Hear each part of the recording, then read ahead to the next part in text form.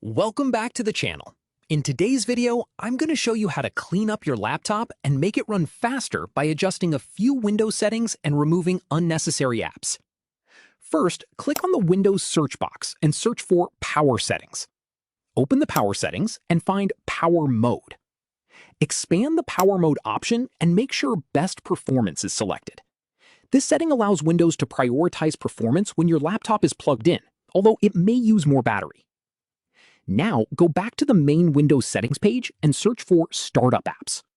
Open Startup Apps and you'll see a list of applications that automatically start when you turn on your laptop. Look through the list and turn off the apps you don't need starting automatically. And look for Installed Apps. Open it and review the applications installed on your laptop. Find the apps you no longer use or need, click on the three-dot menu next to an app and select Uninstall.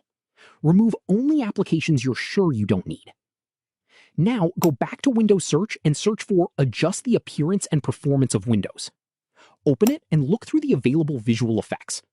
You can select Adjust for Best Performance to reduce unnecessary visual effects, or choose Custom and turn off individual effects that you don't need. Finally, search for Storage Sense in Windows Search and open the storage settings. Make sure Storage Sense is turned on. Then use the option to run Storage Sense to clean up unnecessary temporary files and other items Windows can safely remove. Once you've completed these steps, restart your laptop to allow the changes to take effect. And that's it.